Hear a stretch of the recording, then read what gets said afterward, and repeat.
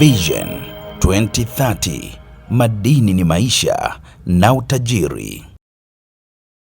Tume ya Madini kwa kushirikiana na Mamlaka ya Mapato Tanzania TRA zimeimarisha ushirikiano wao kwa lengo la kuongeza ufanisi na tija katika utekelezaji wa majukumu ya taasisi hizo, hususan katika ukusanyaji wa maduhuli ya serikali yatokanayo na shughuli za madini.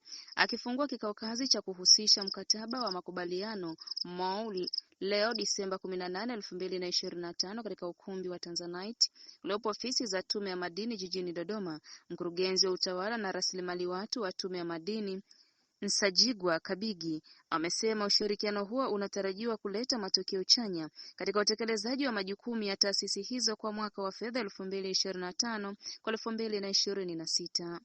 Amesema MOU hiyo inalenga kuimarisha ushirikiano kupitia ubadilishanaji wa taarifa, mafunzo ya pamoja na utekelezaji wa kaguzi za pamoja, hatua itakayoongeza uwazi, ufanisi na tija katika ukusanyaji wa maduhuli yanayotokana na shughuli za sekta ya madini.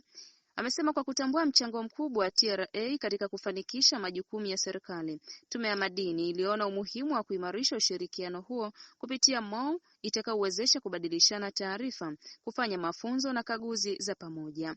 Aidha, amebainisha kuwa serikali inatambua umuhimu wa taasisi zake kushirikiana kwa karibu, akirejea maelekezo ya Rais wa Jamhuri ya Muungano wa Tanzania Dr. Samia Suluhu Hassan aliyeagiza mifumo ya serikali kusomana mapema ili kurahisisha utoaji wa huduma kwa wananchi na kuongeza upatikanaji wa taarifa miongoni mwa taasisi za umma. Amesema anatambua kikao hicho kitaanzisha kamati ya pamoja na kamati ya ufundi.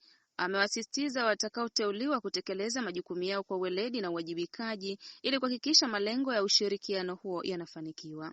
Kadhalika, Kabigi amesisitiza kuwa umuhimu wa majadiliano yenye tija yatakayozalisha maazimio madhubuti yatakayosaidia kuimarisha utendaji wa taasisi hizo na kuchangia maendeleo ya sekta ya madini pamoja na taifa kwa ujumla. Kwa upande wake, meneja wa TRA mkoa wa Dodoma Pendolake Elinisafi amesisitiza umuhimu wa ushirikiano kati ya Tume ya Madini na TRA, akieleza kuwa mamlaka hiyo imeendelea kuboresha mifumo ya tehama, hususan matumizi ya Electronic Fiscal Devices EFDS, pamoja na kutoa elimu ya kodi kwa wadau ili kujenga mazingira rafiki ya ukusanyaji wa mapato kupitia mazungumzo na ushirikiano wa karibu kati ya taasisi husika. Moha TV, Dodoma.